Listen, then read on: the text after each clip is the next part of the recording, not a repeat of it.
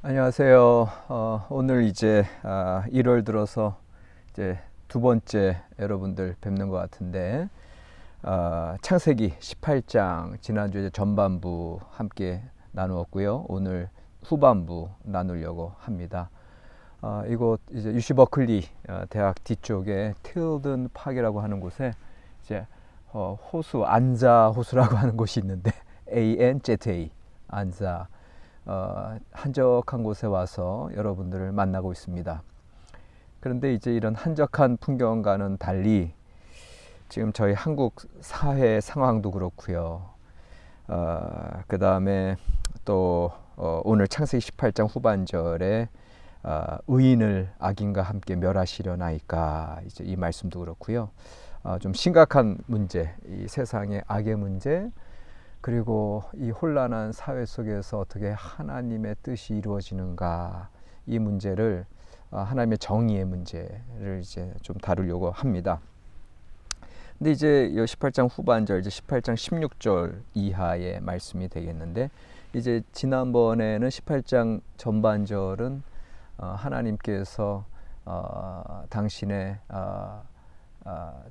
택하신 아브라함 또 사라에게 이제 내년 이맘때에 자손을 주시리라 이렇게 약속하신 그 하나님의 뜻의 의미를 우리가 되새겨 봤다면, 오늘 28장 후반절은 소돔과 고모라에 대한 부르짖음이 커서 하나님께서 그것이 진정인지 내가 알려하노라 하고 이제 이 땅에 내려오셨고, 그 정의의 여부에 따라서 소돔과 고모라의 심판 여부를 결정하시는 그런 하나님의 뜻을 이제 아브라함에게 알리는 장면이죠.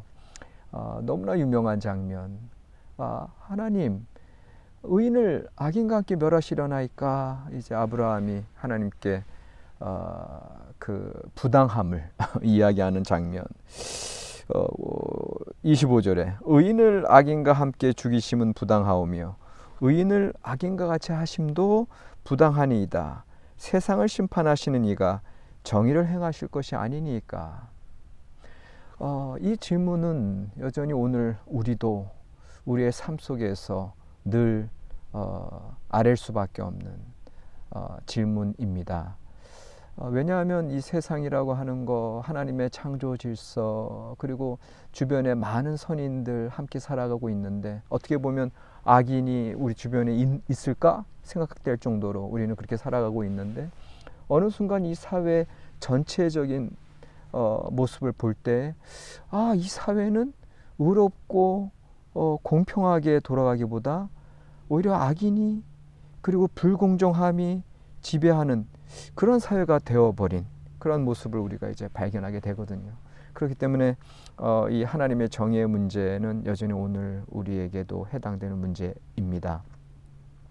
오늘 우리가 이 18장 후반절의 부분을 보면서 하나님에 대해서 깨닫고, 그 하나님에 대해서 깨달을 때에 그 하나님의 정의를 우리가 알게 되고요. 그 하나님의 정의를 알게 될 때에 하나님을 쫓는 의인으로 원하는 의인으로 살고자 발부동치는 오늘 우리에게 또 허락하신 하나님의 말씀을 이제 받기 원합니다. 첫 번째, 이제 하나님의 뜻이 어떤 하나님의 뜻이 있느냐라고 얘기했을 때, 하나님은 당신의 사람들에게 하나님의 뜻을 숨기지 않고 알리신다. 내가 어찌 나의 하려는 말을 아브라함에게 숨기겠느냐, 그렇게 하나님께서 말씀하시면서 이 아브라함을 통해서, 아브라함의 자녀를 통해서 내가 의와 공도를 이 땅에 베풀려 함이 아니냐 하면서 하나님의 뜻을 알려주시죠. 그것이 이제 소돔과 고모라에 대한 하나님의 심판 계획입니다. 그런데 이제 하나님의 이제 첫 번째 품성, 하나님의 뜻을 당신의 사람에게 알리신다. 이 소리는 인격적인 하나님이시라는 거고, 일방적이지 않으신다. 그러니까 하나님의 심판조차도 하나님의 사람들에게 알리시고 미리 계시하신다. 이제 이런 말씀을 우리가 볼 수 있는데, 그러나 두 번째 더 중요한 사실은 그 하나님께서 그런데 듣기를 원하세요. 당신의 뜻을 당신의 사람에게 알려주셨는데 그 사람이 그 하나님의 뜻에 대해서 어떠한 반응을 하는지를 듣길 원하신다. 어떻게 보면 아브라함의 텐트에 새 천사가 방문한 거, 하나님께서 방문하신 이유는 물론 내년 이맘때에 하나님의 뜻, 이제 이삭이 날 것을 고지하려고 하시는 그런 말씀도 있지만, 또 다른 의미는 하나님의 이 심판하고자 하시는 이 뜻에 대해서 당신의 형상 따라 지음받은 인간, 그리고 당신의 뜻을 이 사람을 통해서 이루시고자 뜻하신 그 아브라함이 어떠한 반응을 보이느냐를 듣고 싶어 하시는 거죠. 이것이 이제 분명하게 드러나는 건 뭐냐면은 이 18장 이제 원문에 보면은 우리가 이제 아브라함이 하나님 앞에 그대로 서 있다라고 하는 구절이 있는데, 사실 그 히브리어 원문은 하나님께서 아브라함 앞에 서 있었다, 그렇게 돼 있어요. 근데 이제 이게 히브리 이제 필사가들이 감히 인간이 하나님 앞에 그렇게 존존 앞에 서 있어야지 어떻게 하나님이 아브라함 앞에 서 있다라고 하는 표현이 말이 되느냐 하면서 그걸 이제 바꿔놨어요.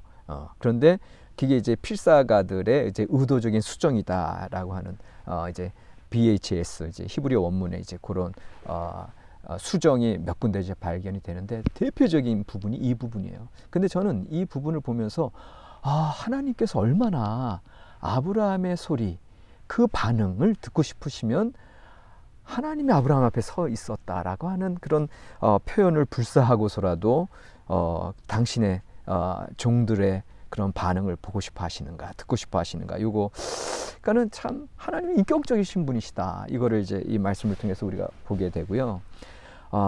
그리고 나서 이제 세 번째 하나님의 품성이 이제 어떻게 드러나냐 하면은 아브라함이 하나님께 이제 탄원하잖아요. 하나님, 그 의인을 악인과 같게 벌하지 마시고요, 의인 50명만 있어도 용서하시겠습니까? 그 중에 5명 감화해서라도 용서하시겠습니까? 아니요, 40명이라도 30명이라도 20명이라도 10명이라도 10명까지 내려오죠.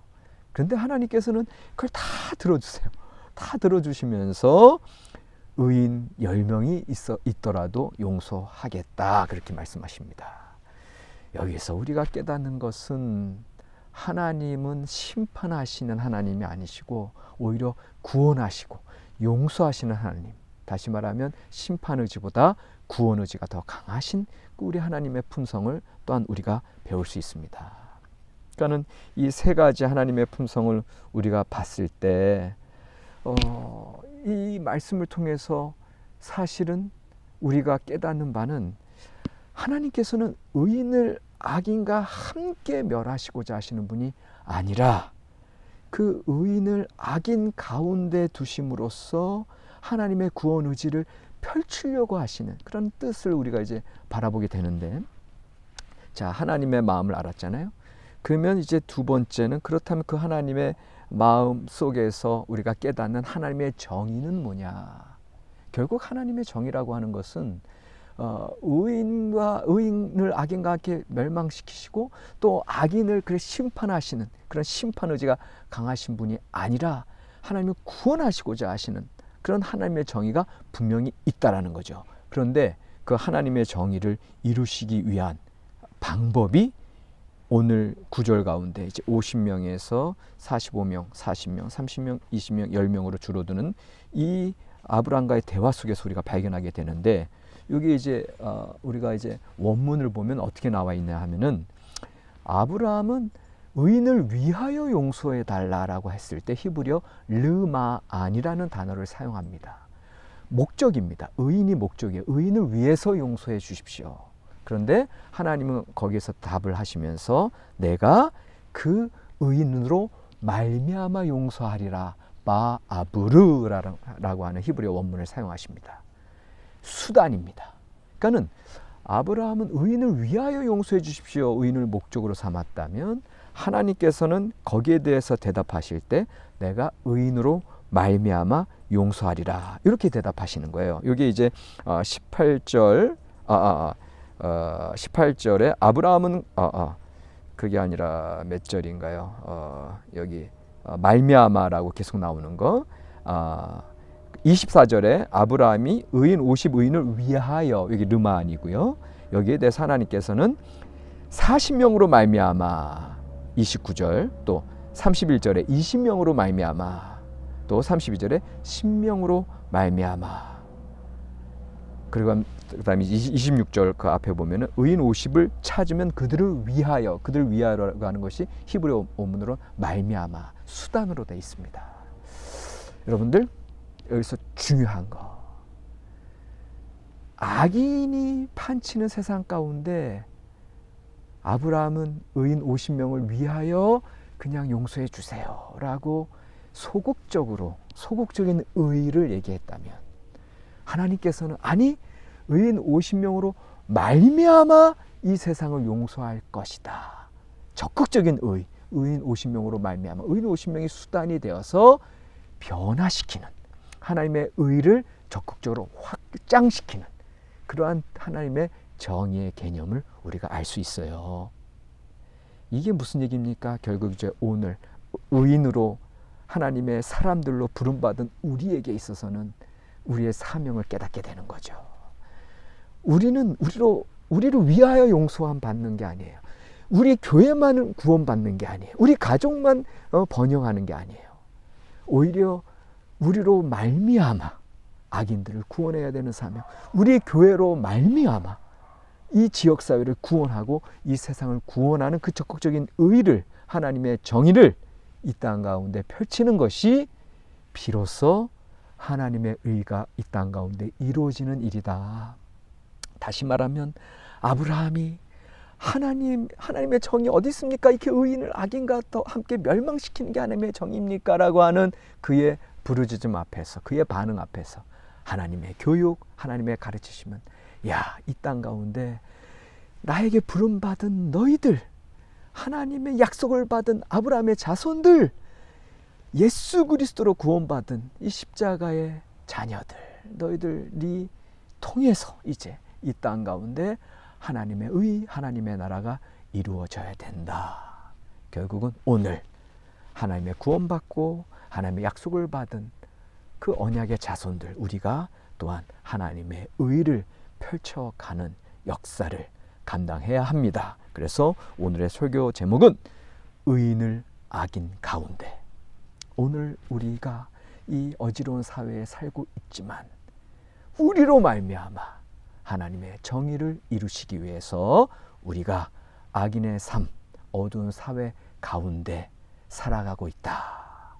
끊임없이 하나님을 바라보고 하나님의 언약을 붙들 때 하나님께서 이 땅 가운데 하나님의 역사를, 하나님의 나라를 이루실 줄로 믿습니다. 고맙습니다.